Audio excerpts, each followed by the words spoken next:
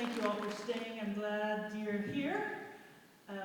I'm Julie Roberts. I'm going to just be moderating this afternoon's conversation about mama bears. And we've got three amazing women here with us. First off, this is Tina Miller. She's here with Paradise Valley Community College. She's the marketing and public relations manager here.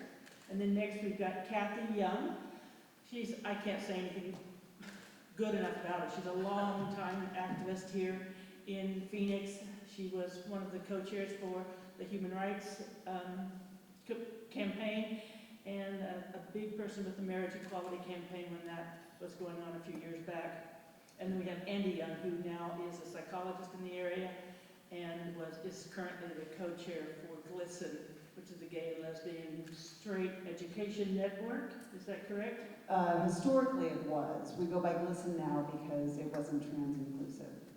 Okay. So it started as the Gay Lesbian Student Education Network, right? Because we're focused on K-12 schools. And then we just switched to GLSEN several years ago now so that we weren't excluding the trans community. Well, that's so glad that I didn't know that. I'm just going to let the three of you give some information personal about yourselves and about what you're doing and why this film means something personal to each of you. And since you've gone a little bit, why don't you, Andi, start to tell us more? My name is Andi. I use she, her pronouns. I'm the co-chair of the GLSEN Arizona board, but I always say most importantly, I'm a parent of two queer kids. My youngest is transgender.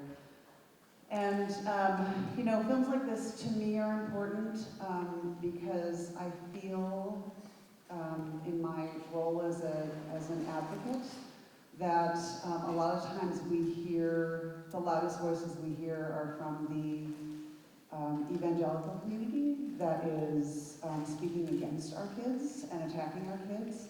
And so I think it's really important to elevate voices of people of faith who actually support our children instead of want to do harm. I'm Kathy Young. I have two kids. One is an LGBTQ individual, and he is actually an officer in his Gay-Straight Alliance, so following in the footsteps, I guess. This film caught my attention because my wife is the real mama bear, I think, in the family, and that name resonates with me when you think of a bear, and instantly if you see a cub and you're near, you're in trouble because that mama bear will do whatever it takes to protect that cub, and really resonates with me in terms of what we need, the allied community, how we need them to act. I need them to come and rescue their kids. I need you to be there for your kids. And so I was glad to see some of that in this film. Good afternoon, I'm Tina Miller, and I have a gay son. He came out in the summer of 2020, I believe in June, which is LGBT Pride Month, or History Month. Yeah, so he is now a freshman at Colorado State University, and so I couldn't be more proud of him. I knew from a very young age that he was gay, and he came out to his conservative grandmother first, which was kind of interesting. She told him, "I love you, but please don't wear a boa around me." Okay, anyway. But he does wear fingernail polish, and she's getting used to that. She has no choice. But for me, the thing about this film that resonates with me is that Arizona is on the precipice of being just like Texas. And one of the reasons my son Jackson went to be a freshman at Colorado State University is because Colorado is more of a liberal state. And they are more accepting. He has been at the Pride Center, I think, almost every day since he's been in Fort Collins. And so for me, seeing what's happening in Texas and Georgia and some of these other states, I'm really concerned about Arizona. And I have lived here most of my life, but I'm not a big fan of our state right now and what's going on. And so for me, it's personal because I don't know if my son will ever come back here.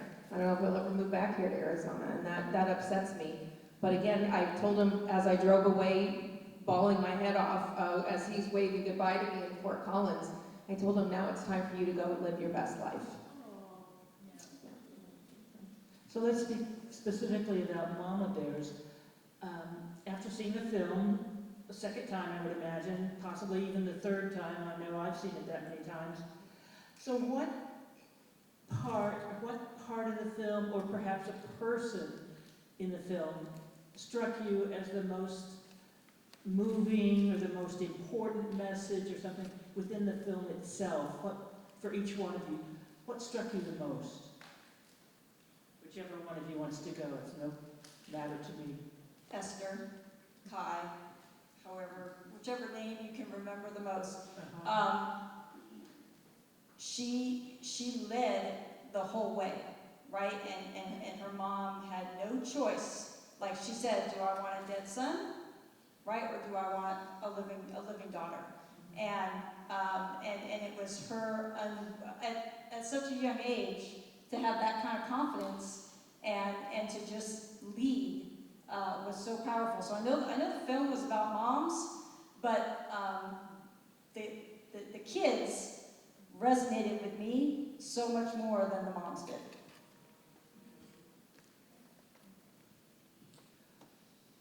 I think for me, I'm not a person of faith. I've always considered myself, right, an ally of the LGBTQ community. And so I can't relate to the moms in the sense that it was not a struggle for me when my kids came out. It was, okay.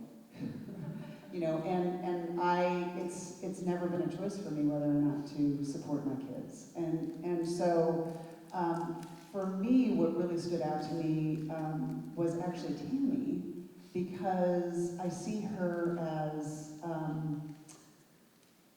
part of a generation that I feel like we should know better by now.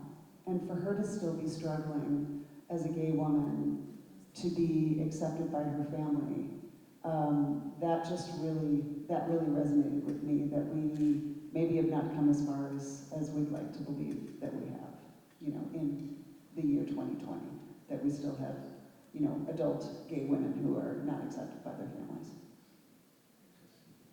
And I'll follow up with that. I've always considered myself a new ager. So this religious fight that these parents are having, I don't quite relate to that. I have a lot of gays and lesbians in my family. So I was tipped off by my older son that Jackson was going to come out to me, which I already knew. So I hurried and looked up mykidisgay.com. It actually is a website about what do you say when your kid comes out, because I didn't know. And the first thing they said is, do not say, I knew it. So when he told me, I said, well, I love you, and how can I support you? Because for me, I'm just like, so you're gay, okay. And he went and bought rainbow flags, rainbow bracelets, he's got the pride flag, he's got everything in his room, and he's very fortunate that way in that all of our family, from me, my older son, my ex-husband's parents, my mother, we are all supportive of Jackson. And I think now that he's making friends in the LGBT community, he's seeing that it's almost an anomaly, and it's kind of sad that he kind of counted on all this support where it hasn't always been there. And so for me, when the son of the woman that started the mom, when she's in the bedroom and she's boo-hooing and crying in the dark and carrying on, which is so foreign to me, when he said, I sucked it up for 21 years, and now you need to suck it up and be my mom. And I just, that to me just stood out, because there's so many kids out there that can't be who they are because of their parents believing in these words in a book that have been rewritten who knows how many times. I know I'm supposed to be the moderator, but sometimes I just have to say a little bit about myself. I grew up in Oklahoma, and I grew up with Southern Baptist grandparents and Pentecostal holiness on the other side, grandparents.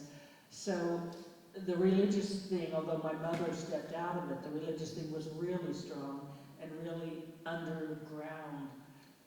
And so I think it stopped, although my brother is gay, and he came out really early and tap dancing his way through his life. you know, for me, I felt like I really had to do all the things that were necessary to try to be accepted in the family. And I didn't come out until I was about 32 or so. And one of the most hurtful things my mother ever said to me at that time was, well, because I had a daughter, and she said, well, you know, I think I could explain to your daughter if you were dead easier than if I could explain that you were a lesbian. And we were on the phone, and I said, Mother, you need to get some therapy, and hung up on her. Wow. And we didn't talk for months, Wow. you know. It was terrible, you know. It was a horrible thing for her to say. And several months later, she said, you know what was? She says, I always thought you were so much like me. And I thought, you need to think about that. You know, so she came around and she became wonderful after that. But her internal inclination was to do the crawl under the bed, you know, not suck it up. So it's kind of inbred in you, kind of like your cousins or something. I don't know, but you know, it was really weird growing up in that. So I have to like sort of understand that Oklahoma, Texas sort of mentality. I normally don't talk to these things, I just ask questions, but I had to share that part with you. Anyway, so let me go on. So the next thing, what do you think the community, us, can learn or should learn or has learned about this film? You know, and what do they still need to learn from this film? Anybody, does that make sense to you? I think I'll go first. You guys can gather your thoughts. Really what I think needs to be learned, are we there yet? No, I don't think we are. But I think what needs to be learned from this film is God, you don't have to be a Christian to worship God or to believe in a higher power. I don't believe that God is this white bearded man up in the sky saying yes, no, maybe later. I believe God is an energy and all of us can tap into it. And I think that's what is, you know, when Tammy was at the church saying, oh my gosh, they all worship. Well, I belong to Unity of Phoenix. We have an LGBT group there. I mean, it's everybody that's inclusive. And so I think we need to re-examine. I think there's two words in the English language that always get confused, or we put so much attention to it: love and God. And actually they're really the same thing. But you don't have to have somebody tell you, well, this is God, and if you're not doing it this way according to the Bible, then you're a sinner. I think we have a long way to go, but God is what you want it to be. It could be anything.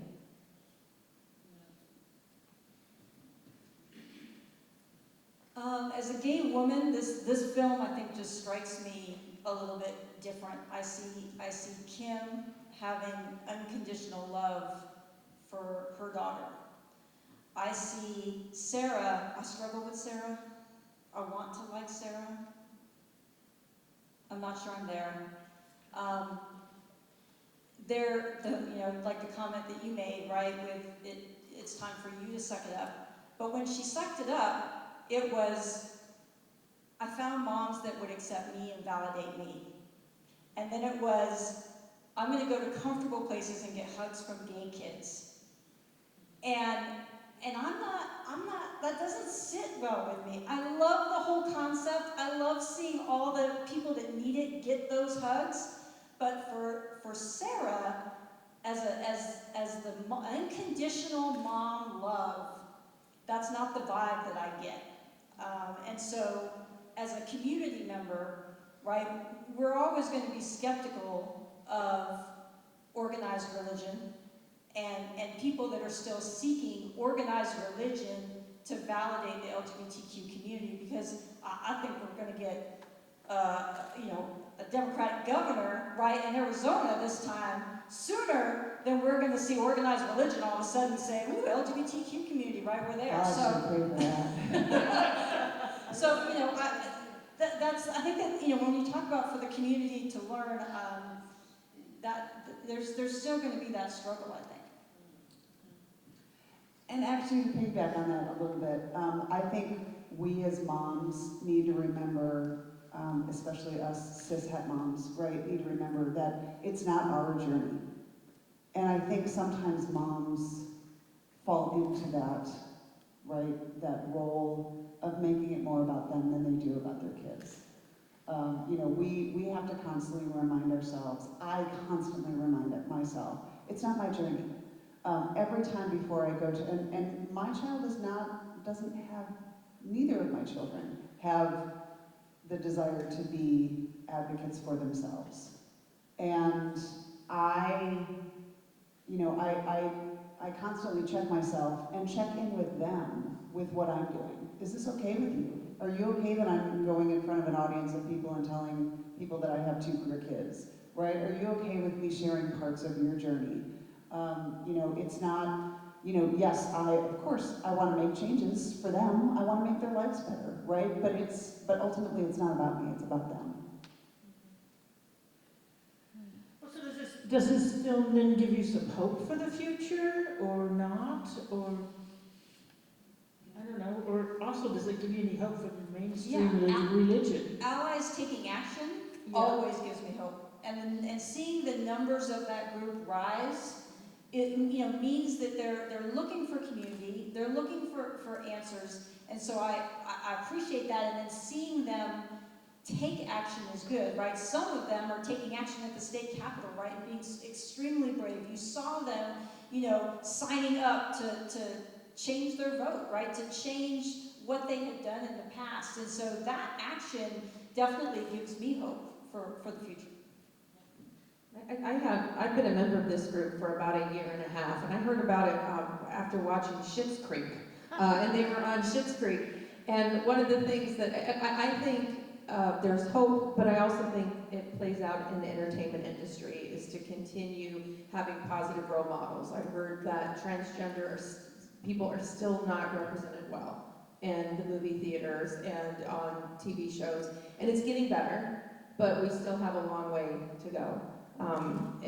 One of the things they said, the reason Schitt's Creek was so beloved by so many audiences is because David was gay and he didn't have to make an excuse for it.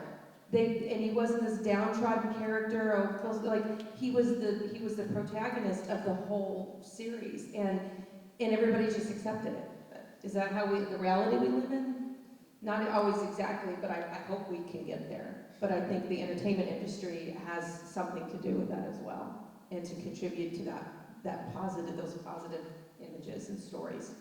But don't you think also like sports is another thing that's somewhat normalizing gay? There's a lot of sports figures that are coming out as gay within the last year or so, international soccer players, and I can't think of who. The soccer players are kind of coming to fore, and then the teams are standing up for their international players and standing up for gay rights and things like that. So it is kind of the people that we look to for as our heroes, and they're saying, hey, this is all okay, this is who we are. The more of them that come out, the more normal it all becomes. It's like, hey, it's not going to be a big deal in 30 years or whatever, right? Do all of you have any more questions for each other before I open it out to the audience or comments? No? Okay. Can I open it out to you guys there? I think there might be someone out there with a microphone, or there's a microphone standing there. What are you saying to me, Erica? Oh, okay. Okay, does anybody have a question or a comment that they'd like to make today? Yeah, Laura? Has anybody located the Mama Bears here in Arizona? Been in contact with them? That'll be a question for Tina. Yeah, there's a Facebook page for Mama Bears here, so I actually sent out a note to all of them and said, hey, come to this movie and support it. So there's a Mama Bears in Arizona, and then there's the larger group where, oh my gosh, I want to say now, maybe like 25,000 of us now, but that's the bigger group. So each state almost has they have their own chapters. Yeah, so, and it's a great group, and there's actually another group in Chandler Gilbert, but it's all basically on Facebook. But it is the most supportive, wonderful environment, and the woman who started it, Not Sarah, but is it Julie? Wait, no, you're Julie. Liz. Yeah, she has very strict rules where she says you cannot share pictures of our children, and if you do, we will kick you out. Like, she's very, this is a very confidential but very uplifting, motivating group, and she's on there all the time making sure that the identity of our children are protected. And if you just want to buy a T-shirt, they have a web page for that, right? Yes, it's called freemomshug.org. Freemomhugs.org, sorry. It's on my shirt and I still can't read it. Mary Ann, did you have a question? I didn't have a question, but I've traveled, entertained around the country from the East Coast to the West Coast for several years. And I was doing stand-up comedy, and I would always talk to the audiences afterwards. People would say, "Why do you live in Arizona? They hate everybody."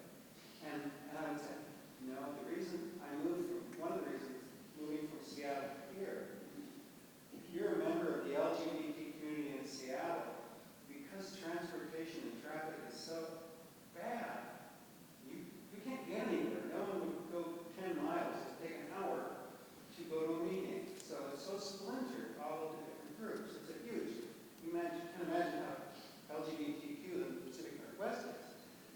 But it's hard to get around, and that creates such a problem.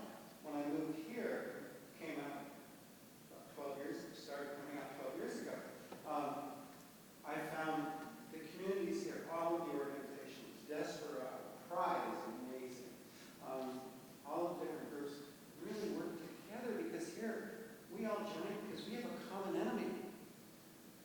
It's not our landlord, no, it's the state.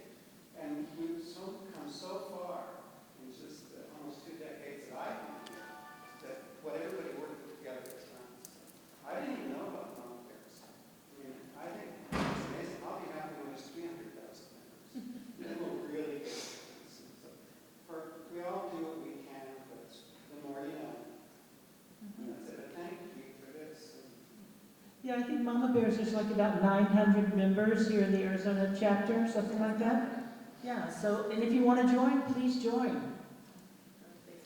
Yes, Mary Ann and I took stand-up comedy together, so she's one of my comedy mentors. Andy, did you want to say something? I was just going to, there are, parent groups are, can be very important for parents because it can be, I mean, I can tell you from personal experience, being the parent of a transgender child can be very isolating. I too have lost friends, I too have lost family members, and so that part of Kim Shapley's story I very much connected with. And so it is, it is so important to find your tribe, right? And to find those people, and we call them, our family, because they replace some of our family members. And, and there are several of those groups across the valley, right? For transgender parents in particular, there's the Arizona Trans Youth Parent Organization, which has also been, just amazing for me for the specific challenges, right, of raising a transgender child has been, it's a very open and welcoming space where we're all supportive of each other and we all understand the journey that we're going through. Andy, you might know this. Are there quite a few GSAs still in the schools here at least in the Phoenix area? Oh, definitely. Yeah, I don't know the number offhand, but yes, we have definitely a lot of GSAs active. And since we've switched just about 6 months ago, we turned over from GLSEN Phoenix to GLSEN Arizona. So now we're trying to branch out more statewide. We're partnering with the Southern Arizona AIDS Foundation down in Tucson to bring more GSAs for the Tucson School District and support them, as well as we're trying to find the right partner for Northern Arizona as well. And GSA stands for? Now it is the Gender Sexuality Alliance, again, to be more trans-inclusive. That's good. See, I didn't remember that or know that even. So. But schools, kids, sponsors, teachers, right, can call it whatever they want, right? It doesn't have to be, because I know there are some school districts where a sexuality club, right, would not fly. And so they can call it whatever they want, and we will still support them in that. And I guess, is P-Flag still in operation around here? No. Flag Phoenix is no longer. Really? If you go to their website, it says it's no longer. I think, as far as I know, just from the web.